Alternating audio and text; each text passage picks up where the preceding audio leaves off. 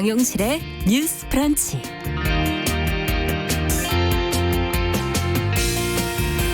안녕하십니까, 정용실입니다. 21대 국회가 개원한 뒤로 각 당과 의원들이 발의하는 법안들 관심을 모으고 있습니다.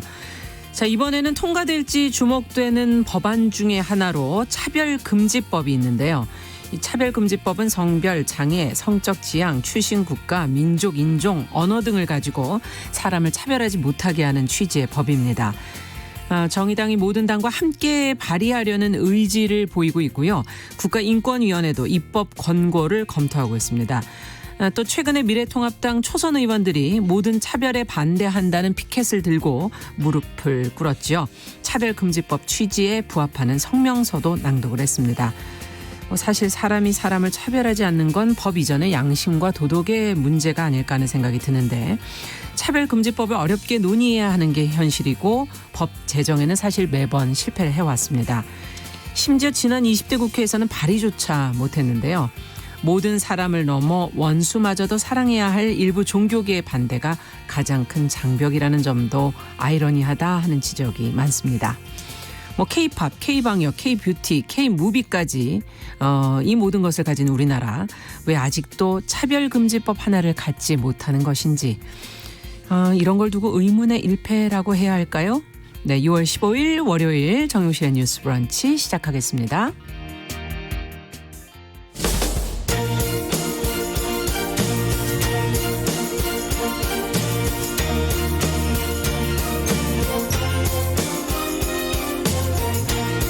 여성의 감수성으로 세상을 봅니다. KBS 1라디오 정용실의 뉴스 브런치. 여러분의 의견을 기다립니다. 문자는 샵 9730으로 보내주세요. 짧은 문자 50원, 긴 문자 100원이 부과됩니다. KBS 모바일 콩, 유튜브를 통해서도 무료로 참여하실 수 있습니다. 네, 정용실의 뉴스 브런치는 항상 여러분들과 함께 프로그램 만들어 가겠습니다. 오늘도 최신지님, PL2020님, 김시윤님, 써니스카이님, 김복경님, 원희님 이렇게 유튜브 라이브로 들어와 주셨고요. 그 외에는 아카세이즈님, 오영찬님, 여상영님, 방산월님, 최희철님 이렇게 들어오셨네요. 자, 감사합니다. 오늘도 뉴스픽으로 시작을 하겠습니다. 두 분 자리해 주셨습니다. 더공감 여성정치연구소의 송문희 박사님, 안녕하세요. 네, 안녕하세요. 전혜원 시사평론가, 안녕하십니까? 네, 안녕하세요. 네, 오늘 첫 번째 뉴스는 6.15 남북 공동선언 20주년이 되고 있어서 오늘 이제 범여권이 한반도 종전선언 촉구 결의안을 발의한다고 하는데, 어떤 내용일지 또 여당의 입장은 무엇인지 먼저 좀 살펴보도록 하겠습니다. 전혜연 평론가께서 좀 정리해 주시겠어요? 예, 우리 6.15 남북 공동선언 기억을 한번 떠올려 보실까요? 네. 해방 이후 두 정상, 남북 정상이 만난 아주 역사적인 일이고, 남북관계에서 이정표라고 불릴 정도로 매우 중요한 어떤 역사적인 사건, 역사적인 의미가 있는 날입니다. 네.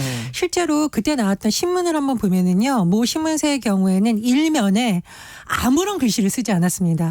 두 정상이 악수하면서 웃는 모습을 그냥 사진만 실었는데요. 기자들이 뽑은 올해의 가장 멋진 편집이라고 뽑을 정도로, 예. 더 이상 무슨 말이 필요하겠냐 이런 의미겠죠. 그렇죠. 그 정도로 6.15 남북 공동선언은 중요하고요. 벌써 20주년을 맞았습니다. 네. 그런데 사실 지금 남북관계가 그렇게 안정적이라고 보기엔 좀 어려운 상황이죠. 김여정 그렇죠. 부부장의 담화라든가 지금 우리 정부에서도 국가안전보장회를 네. 소집한다든가 분위기가 그렇게 평화 분위기라기엔 좀 애매한 상황입니다. 그렇습니다. 이런 가운데서 여권을 중심으로 의원 173명, 173명이 한반도 종전선언 촉구 결의안을 오늘 발의할 예정인데요. 네. 일단 형식을 보면 더불어민주당 김경옥 의원이 대표 발의하는 형식인데, 참여하는 의원들은 민주당뿐만 아니라 정의당의 배진규 이은주 의원, 네. 열린민주당의 최강욱 김진애 의원, 무소속 양정숙 의원 등도 함께 하고 있습니다. 내용을 살펴보면 일단은 당사국인 남북 미중이 종전선언을 조속히 실행하고, 동시에 법적 구속력을 갖는 평화협정 체결 논의의 시작을 촉구하고 있습니다. 네. 그리고 굉장히 중요한 문제죠. 북미 간 비핵상 협사 성과 도출하는 것, 또 남북의 남북 정상선언 내용을 이행할 것, 그리고 요즘 들어서 굉장히 국제적인 이슈입니다. 신종 코로나 바이러스 감염증, 이른바 코로나19로 고통받는 남북 주민 지원을 위한 남북 협력을 논하는 내용이 담겨 있습니다.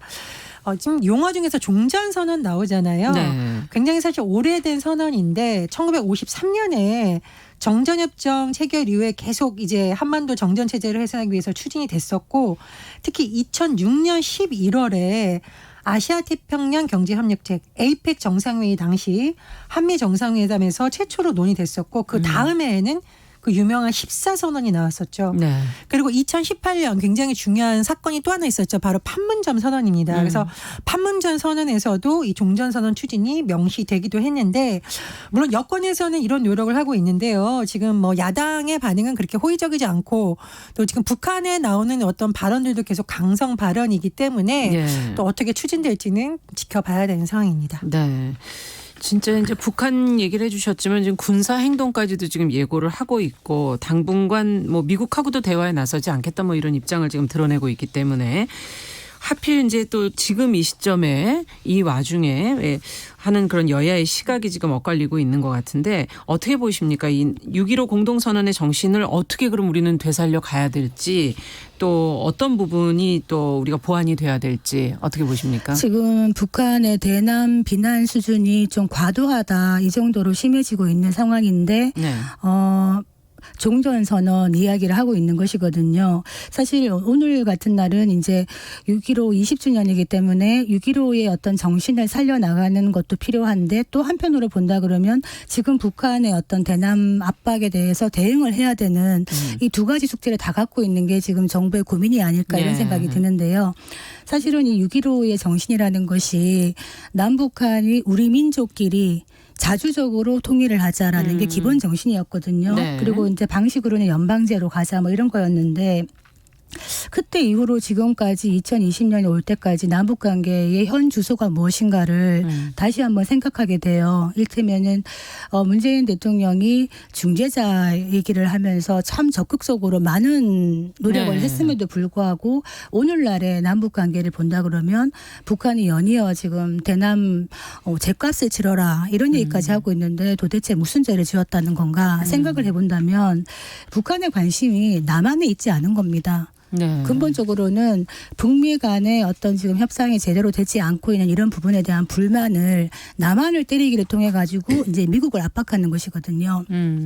지금까지도 북한이 늘 미국 대선 앞두고 나면은 약간 도발 수위를 높여가지고 새 정부가 출범하면은 미국과의 협상에서 뭔가 우위를 점하겠다는 이런 전략을 펴는 적이 있었는데 지금 같은 경우에는 트럼프 대선이 지금 5달 정도밖에 안 남았는데 그렇죠. 북한 입장에서는 한반도 문제가 미국의 우선순위에서 밀리지 않는 걸 일단 바라는 건데 계속 봐달라는 신호를 하는 것이죠. 그리고 가장 근본적으로는 남북관계라는 것이 우리는 남북관계를 주체적으로 하겠다라는 의지를 갖고 있지만 북한의 입장에서는 북미 관계에 종속된다고 보는 겁니다. 남한 정부가 아무리 애를 써도 어떤 미국이나 그 국제적인 대북 제재를 풀 수도 없고 남북관계 역시 미국의 승인 없이는 한 발도 나가지 않는다는 걸 깨달은 거예요. 그러다 보니까 남한에 대해서 이런 식으로 불만을 계속 얘기하고 있는데 이 종전선언이라는 거는 장기적으로 생각을 해보면 굉장히 신중해야 됩니다. 종전선언을 할 수밖에 없는 시기가 오겠지만은 지금 종전선언을 했을 경우에 종전선언 다음에 따라오는 것이 무엇이냐 하면 바로 주한미군 철수의 문제가 따라올 수가 있거든요. 한반도에 종전이 되었다 그러면 주한미군이 주둔할 수 있는 어떤 여지가 많이 줄어드는 거예요. 그래서 네. 이런 부분까지 좀 사실은 초당적으로 서로 머리를 맞대가지고 북한에 대해서 우리가 북한에 대해서 모른다는 생각을 가지고 다시 한번 대북 정책에 대해서 한번 재검토할 시점이 아닌가 이런 생각이 듭니다. 네. 어떻게 보십니까? 제가 오늘 이 평창 동계올림픽 마스코트 배지를 다시 꺼내서 좀 달았는데요. 제가 이제 평창 동계올림픽 이 언급을 자주 하는 이유는 사실상 평창 동계올림픽 되기 불과 몇 달 전까지도 북한의 참가 여부가 불투명했었고 그렇죠. 또 일부 국가에서는 한반도가 전쟁의 위험이 도사리고 있는 곳으로 평가했다라는 여론이 지배적이었습니다. 그래서 사실 그때 올림픽을 치르게 될 강원도의 최문순 도지사가 국회에서 대국민 호소문을 발표했었는데 주 내용이 평화올림픽이 되도록 정쟁을 멈춰달라. 그리고 강원도민이야말로 전 세계에서 유일한 분단도에 살고 있는 것이고 우리가 정말 원하는 것은 평화다. 왜냐하면 평화가 바로 생존이기 때문이에요. 그래서 저는 이 종전선언 추진이라든가 이런 것을 국회 차원에서 조금 더 야당도 잘 봐야 되는 이유는 사실 평화라는 것이 과연 북한만을 위해서 우리가 외치는 것인가 그것이 아니라는 거죠. 그 문제에 처해 있는 우리 국민의 안보를 위해서도 안전을 위해서도 야당의 관심을 갖고 심도 깊은 논의를 해야 되는 문제다 그렇게 생각을 하고요. 네. 다만 좀 저도 좀 안타까운 것은 뭐냐면 북한이 지금 계속 이런 식으로 왔다 갔다 하는 태도를 보이는 것에 대해서 우리 국민들이 상당히 좀 피로감을 느낄 수 있다. 네. 아, 못 믿을 존재다. 사실 여러 차례 정상회담이 있었는데도 불구하고 이렇게 하다 보니 북한이라는 존재 자체가 참 약속을 안 지키고 아, 우리 정부에서 이렇게까지 해야 돼라고 여론이 돌아가는 것은 사실 남북관계 좋지 않은 것이죠. 그렇죠. 북한에서도 더 이상 이렇게 뭐 과격한 언행을 하거나 도발 움직이는 건 보이는 것은 좀 지양해야 되지 않나 그렇게 생각을 합니다. 그리고 또 하나 저는 최근에 대북전단 문제를 보면서 여러 가지 느낀 것이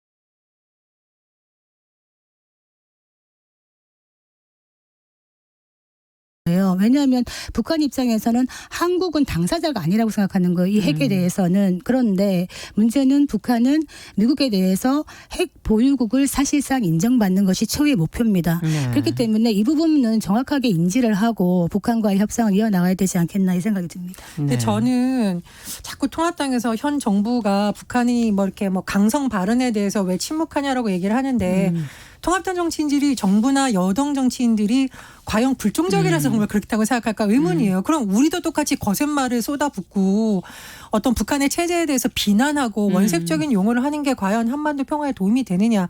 저는 그건 아니라고 봅니다. 그거는 지금 이명박 정부나 박근혜 정부를 거치면서 우리 국민들이 이미 다 아는 사실이에요. 네. 과연 힘과 대결 구도가 한반도의 평화를 가져오느냐. 그것은 아니었다. 오히려 더 큰 불안을 가져올 수 있고 더 큰 대결을 가져올 수 있다는 거죠.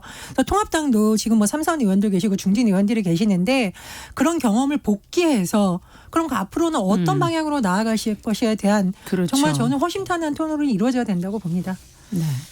자, 앞으로도 과연 남북 관계가 어떻게 가게 될지 지금 이제 굉장히 긴장도가 조금씩 높아가고 있는데 계속 좀 저희가 관련 보도들을 계속 좀 찾아서 살펴보도록 하겠습니다. 정용실의 뉴스브런치 더 공감 여성정치연구소 송문희 박사 전혜연 시사평론가와 함께 뉴스픽 진행하고 있는데요. 자, 두 번째 뉴스는 뭐 기억하시겠지만 돈봉투 만찬의 주인공이었던 또 서지영 검사에 대한 인사보복 혐의로 재판을 받고 있는 안태근 전 법무부 검찰국장. 지금 변호사 개업 신청을 했어요. 근데 서울지방변호사회가 부적격 결정을 지금 내렸다고 하는데 관련 내용을 전혜연 평론가께서 좀 정리를 해 주시겠어요? 예, 안태근 전 법무부 검찰국장이 최근 변호사 개업을 신청했는데요. 네. 일단 서울지방변호사회에서 부적격 결정을 내렸다고 합니다. 네. 서울변회에서 등록 심사위원회를 여는데 아마 이런 이유로 아마 결정이 내려진 것 같은데요. 첫 번째는 이 안 전 국장이 사표를 내긴 했지만 2주 뒤에 곧바로 변호사 개업을 신청한 것이 부적절하다. 숙려 기간이 필요하다. 네네. 이렇다는 의견이 있었다고 알려지고 있고요. 또 하나는 말씀해 주셨듯이 그 서지영 검사에게 인사보복을 한 혐의로 기소가 됐었잖아요. 예. 물론 이제 대법원이 무죄 취지로 파기환송을 했지만 재판이 아직 완전히 끝났다고 보긴 어렵다. 이런 의견이 있었던 것으로 알려져 있습니다.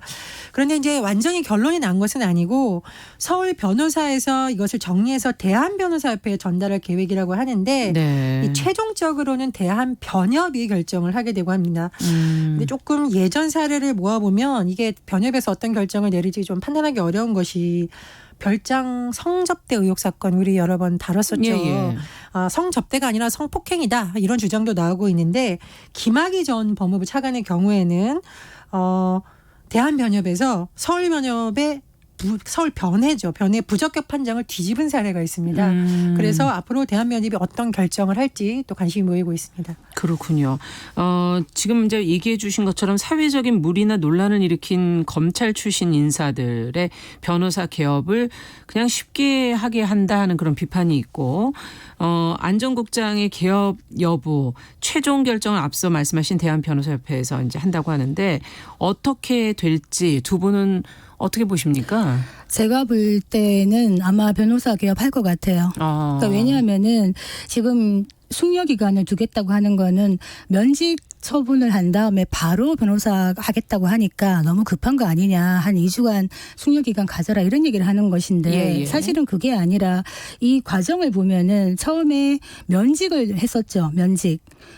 징계에서 해임 다음으로 검사가 가장 높은 징계가 면직이에요. 네. 이 면직을 하면은 2년간은 변호사 개업을 할 수가 없어요. 네. 물론 2년 지나면 할 수 있겠지만은 그러면 그랬다가 못하게 되는 거 아닙니까? 그거에 대해서 이제 안 전 국장이 면직 취소 소송을 내 가지고 다시 이제 돌아간 거예요. 그래서 감봉 6개월이 된 거예요. 감봉 이거는 가능합니까? 감봉 6개월은 굉장히 낮은 징계거든요. 그렇기 때문에 일반 회사 같은 경우는 좀 큰 징계인데요. 예, 감봉 6개월을 하면서 의원 면직 자기가 원해서 스스로 물러나는 것처럼 할 수 있었기 때문에 이번에 그래서 사표를 낸 것으로 된 거군요. 네, 사표를 수리하고 한 건데 예.